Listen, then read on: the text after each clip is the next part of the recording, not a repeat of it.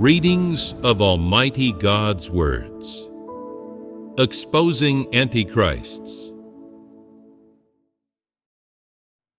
Item 9. They do their duty only to distinguish themselves and feed their own interests and ambitions. They never consider the interests of God's house, and they even sell out those interests, trading them for personal glory. Part 10. There are some performing their duty in the church who are clearly incapable of taking on technically demanding jobs, yet they insist on being on the team. They believe they've learned a related professional skill before. They understand this specialism, they know the ropes, and so they insist on taking on this job. They don't understand the truth, and moreover, on the basis of them not understanding the truth, they don't fellowship or work with others. Much less do they seek the truth principles, insisting that they understand and know about it. So, is there a difference between knowing a professional skill and knowing the ropes on the one hand, and understanding the truth principles on the other?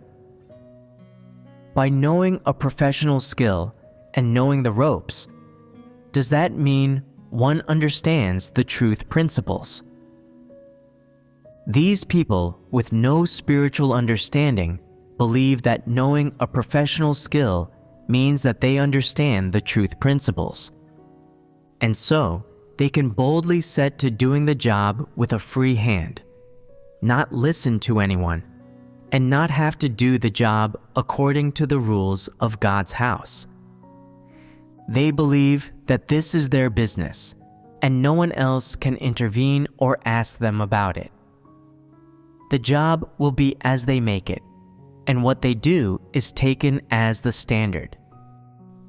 Isn't this how antichrists behave?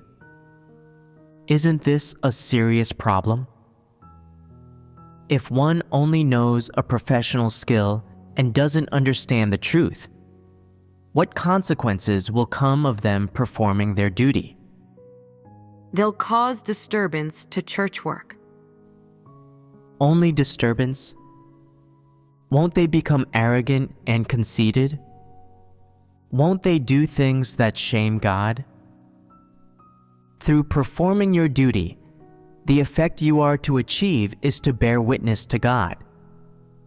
You don't purely engage in a profession, but rather you achieve the effect of bearing witness to God through performing your duty. And therefore, this professional skill is merely in the service of the duty you're performing. A professional skill is no representation of the truth, and being proficient in a professional skill doesn't mean that you understand the truth, or that you can do the job in accordance with the truth principles. Some people object to this, saying, I came to God's house. I know this professional skill. I know the ropes. So God's house should give me important tasks and think highly of me. It shouldn't embarrass me or stick its nose in anything that falls within the scope of my professional skill. I should be the one teaching others.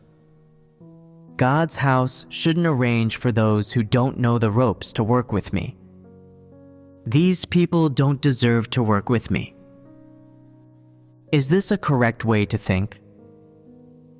Other people don't deserve to work with them. Isn't this the way an antichrist thinks? If there is no one in God's house who deserves to work with you, do you then deserve to perform this duty? Who do you think you are?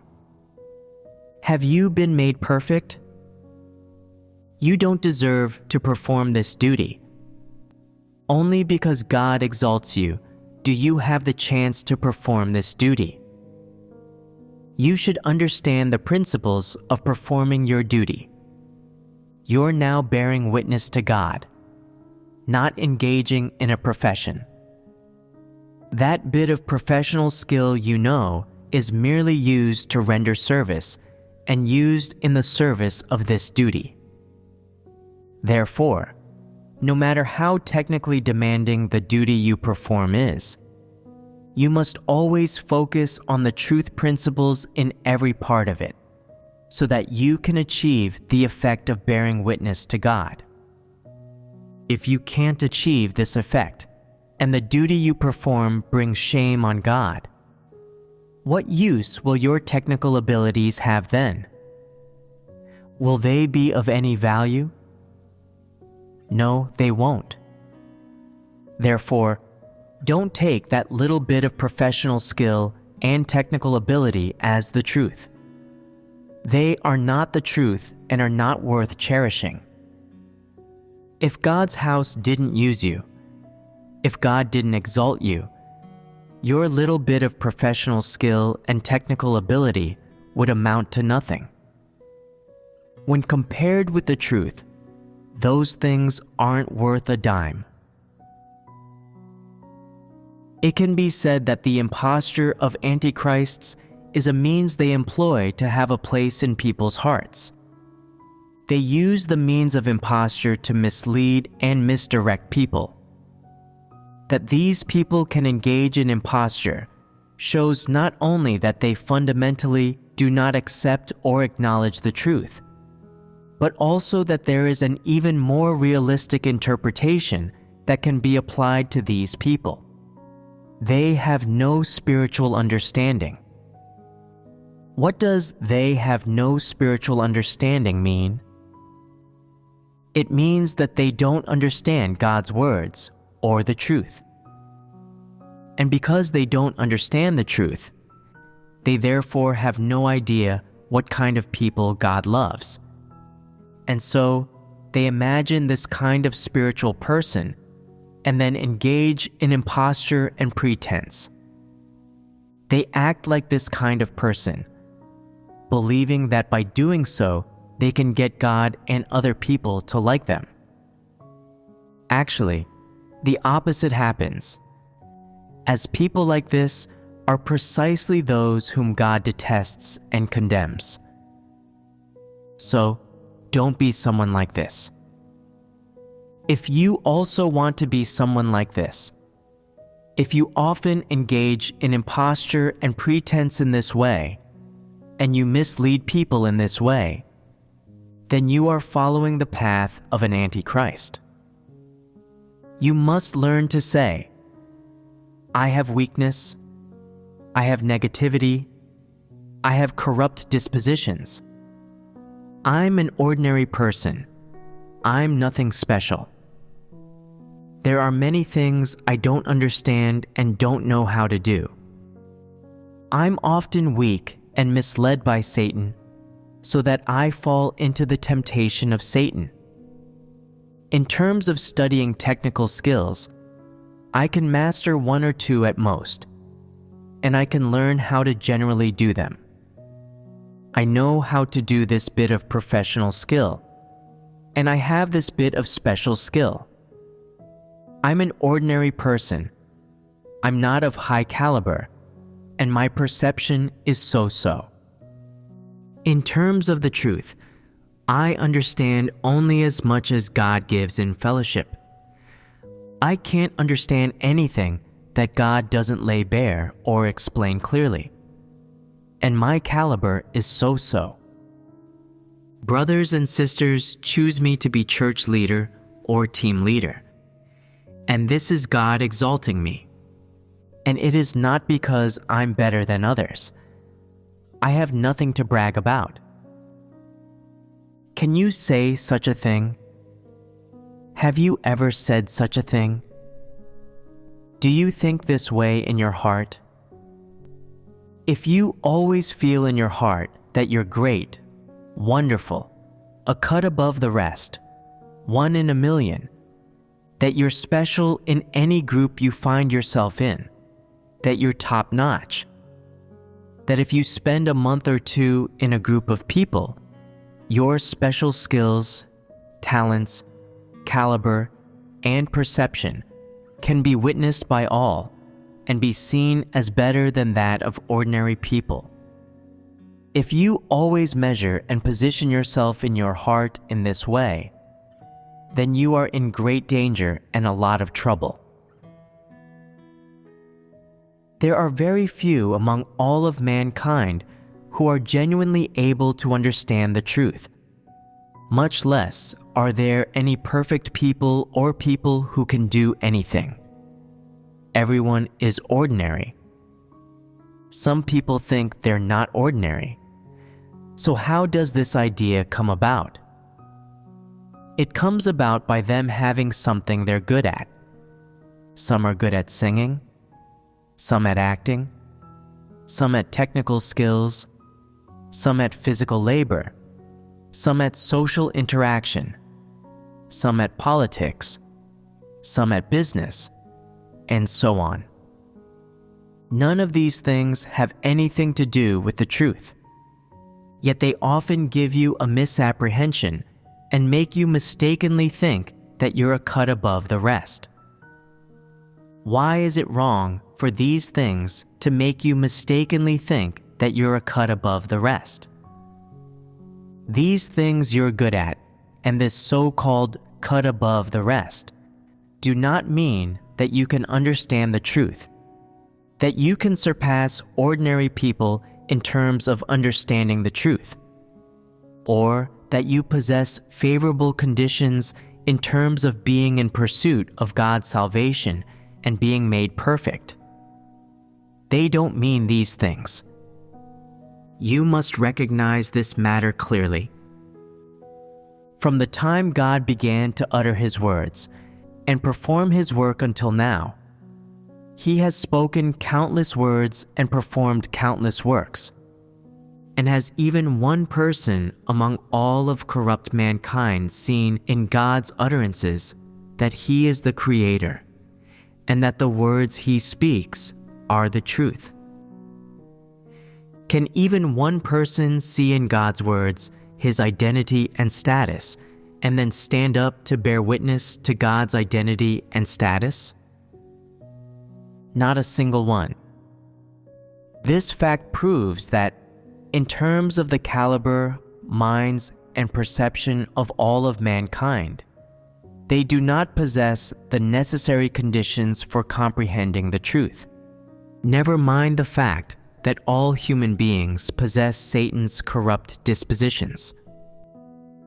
Some people say, if we don't possess the necessary condition for comprehending the truth, how come we now understand a little truth?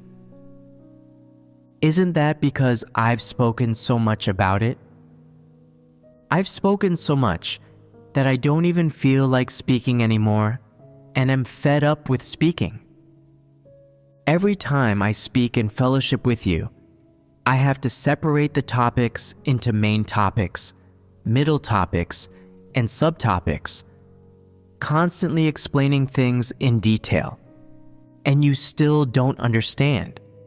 So what then must your caliber be like? Some people are still extremely arrogant and self-righteous, but what do you have to be arrogant about? I see that there is nothing admirable about most of you. After performing technical jobs for so many years, how many among you truly understand the truth principles, can follow the truth principles, and can perform your jobs in accordance with the truth principles? You don't do any job well, no matter what it is, and always the above has to personally instruct you how to do things. If not, then nothing turns out right. And if any job proceeds without the above following it up and instructing you how to do it, then problems arise. Tell me, do such people have anything to boast about? No, they don't. Yet still they pretend in every respect to be perfect, spiritual, great, and supreme people. Aren't they shameless? You really are troublesome. no matter what topic I fellowship on, I have to do it in detail. The more detail, the better. It won't do to explain things a little more simply. This is what people's caliber and bit of perception are like. They're pitiful in the extreme, and yet they still believe they're great. I'll finish my fellowship on this aspect here. C.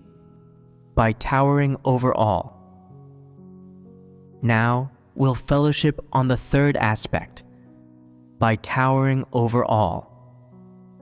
No matter what antichrists do, they always want to tower over all. This is the most prominent manifestation of their nature.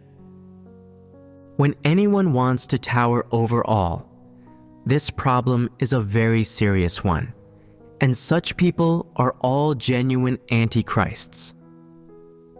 What does towering over all mean? Antichrists possess the essence of Satan, the archangel.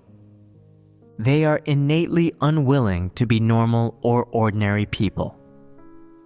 If they are made to be ordinary people, to live an ordinary life, they will be unwilling to do so and feel discontented about this, and they will be in a constant struggle. Why will they be in a constant struggle? Because they want to cause a stir and pull off some tricks for others to see, so that other people know there is a top dog like them between the heavens and earth. They want to make a name for themselves, so that others know they are a fish that's too big for its pond, like the non-believers say.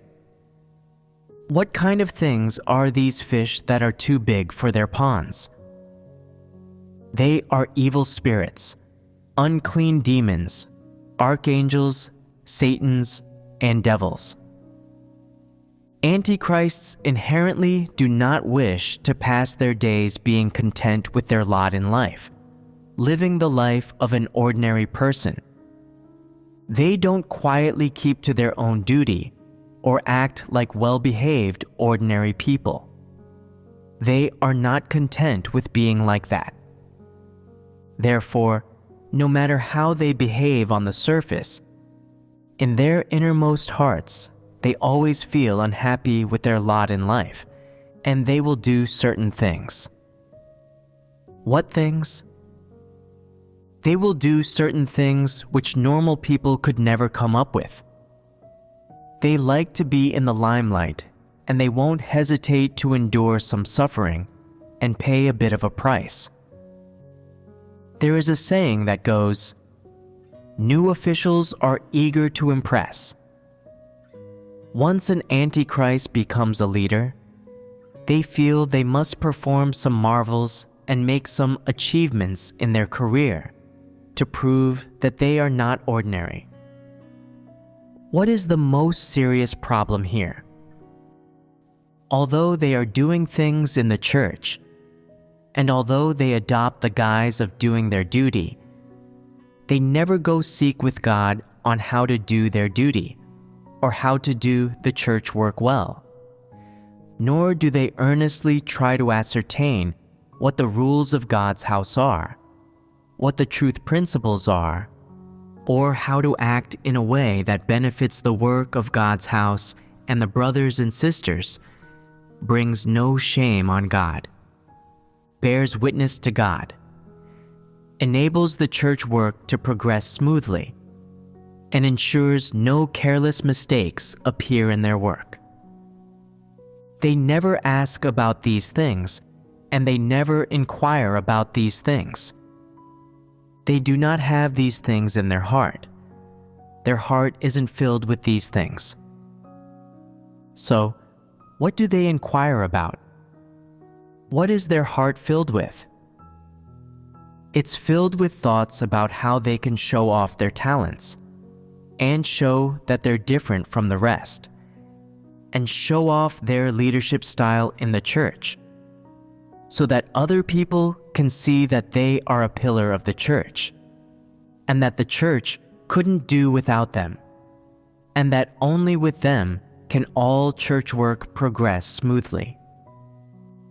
Judging by the manifestations of antichrists and the motivation and original impetus of their actions, what position do they place themselves in?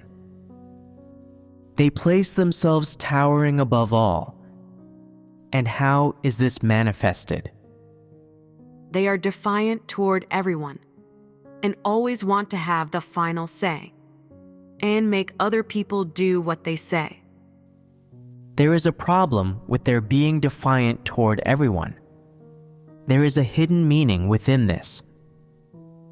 That is, when they do the church work, they are not doing their duty, nor are they being considerate of God's intentions. And so they don't feel there is any need to seek the truth principles, to bother finding out what the church's rules are or what principles are required by God's house. They don't even pay attention to anything I say. What principles do they adhere to? They adhere to such principles and motivations as serving the church and serving the brothers and sisters in order to carry out their own business. As long as they can get a foothold in the church and among the brothers and sisters, and come to have prestige and the power to call the shots, then that's enough. And they will have achieved their so-called result in doing their duty. What is their aim? It's not to fulfill the duty of a created being or to be considerate of God's burden, but rather to serve the church and serve the brothers and sisters, and while doing this, to control all of these things. Why do I say they want to control all of these things? Because when they are doing things, they first come to gain a foothold for themselves, to gain a certain renown. Their repute grows. They come to have the power to call the shots and make decisions. And then they can make God a mere figurehead and take God's place. Within the scope of their influence, they make the incarnate God a mere figurehead, a puppet. And this is what towering over all means. Isn't this what antichrists do? This is how antichrists behave. Antichrists use the opportunity of doing their duty to fully show their gifts and talents and display their unique thoughts and deeds in order to win people's favor and be noticed by more people. They then obtain the power to call the shots, to make decisions, and to control things in the church. And this leads to many people obeying them and submitting to them, and God becomes the outsider. Isn't this them making God a mere figurehead? This is the aim antichrists want to achieve with their actions. And this is what happens in the end to any place where antichrists reign. If a church has an antichrist in power, what state will the brothers and sisters there be in? They will only do what the antichrist says. They will just stick to regulations in everything they do. They won't understand the truth, and they won't seek the truth. No matter how much they suffer or how great a price they pay, they will make no progress at all in life entry. Even I will be rejected in such a church when I go there. Among them, this Antichrist is nominally a leader, but in fact, the Antichrist has become their master and their God.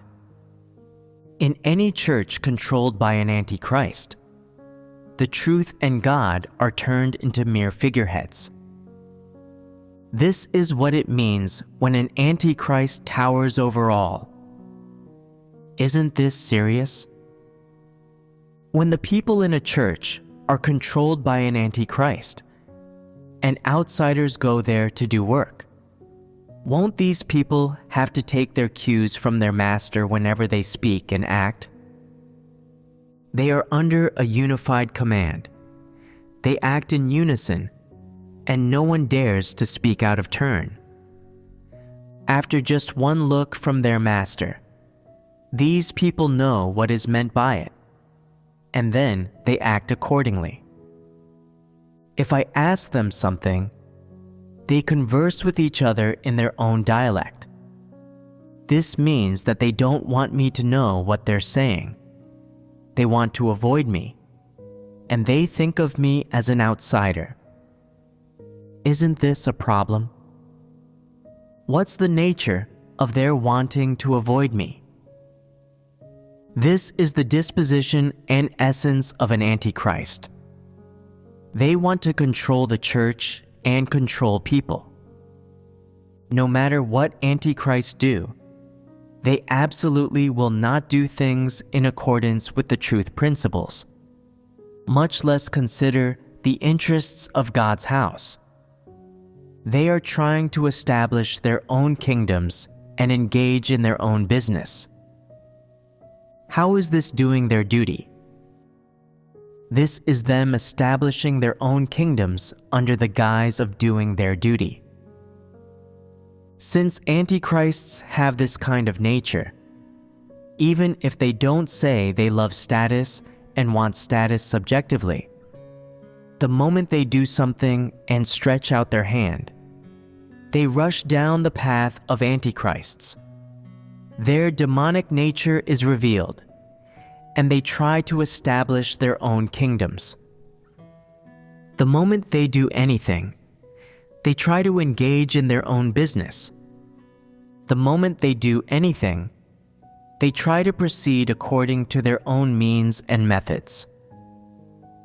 When the above arranges something and it reaches them, antichrists don't implement it, but instead they study it, deliberate on it, and fellowship on it.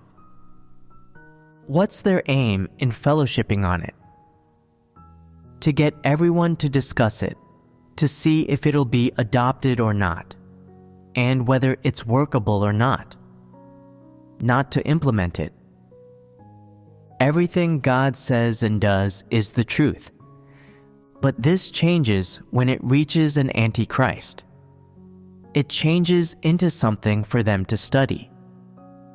They study, analyze, and discuss it, and in the end, they get everyone to negate God's requirements of man and God's arrangements.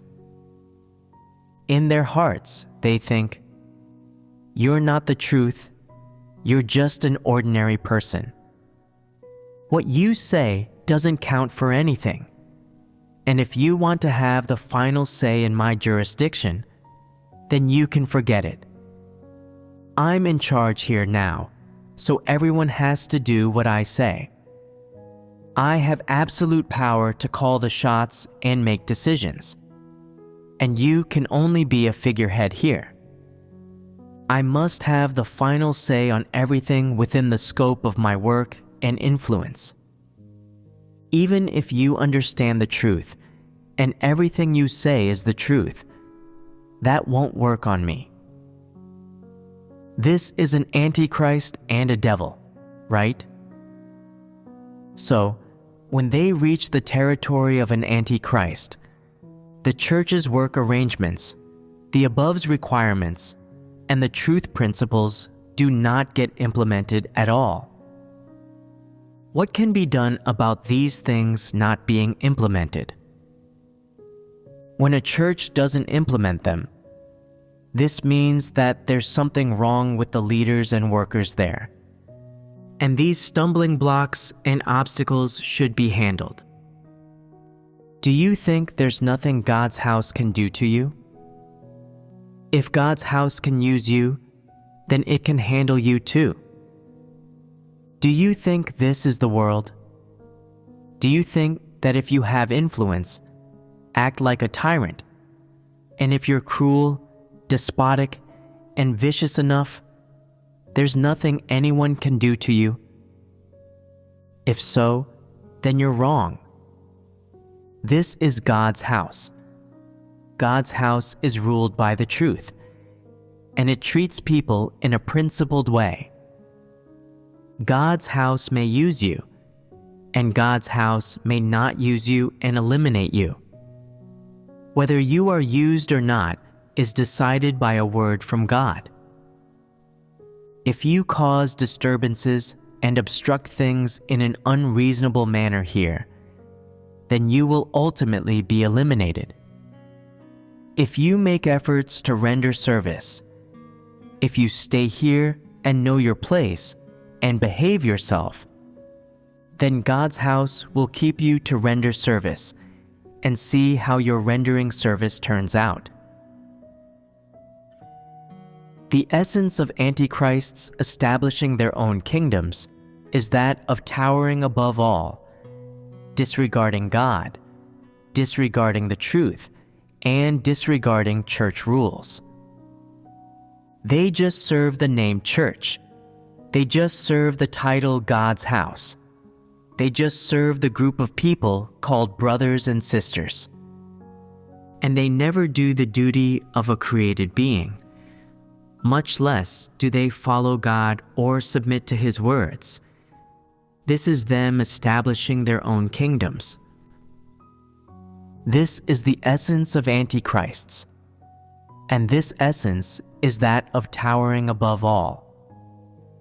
Now, is this essence condemned or approved of?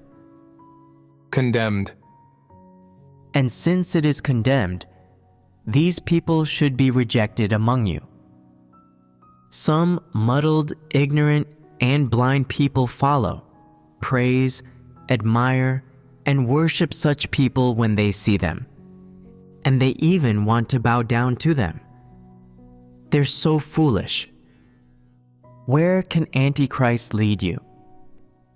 When they lead you, it's like the great red dragon leading you, and they won't stop until they've led you into the ditch or the bottomless pit. Once they've totally ruined you, they'll give you a kick. You won't gain anything, and you will have believed in God for nothing. If you're blind and can't see through these people, and you obey, submit to, and follow these people, then you're terribly ignorant, and you deserve to die. So, what should you do if you encounter such a person? When you encounter someone in the church who engages in pretense and imposture, who towers over all when doing anything, who despises the truth, despises God, and despises church rules, everyone should take a stand to prune them and reject them. If they can labor in God's house in a well-behaved manner, then keep them to labor. If they are not well-behaved and are always unreasonably obstructing things, then you should implement the administrative decrees of God's house and cleanse them away.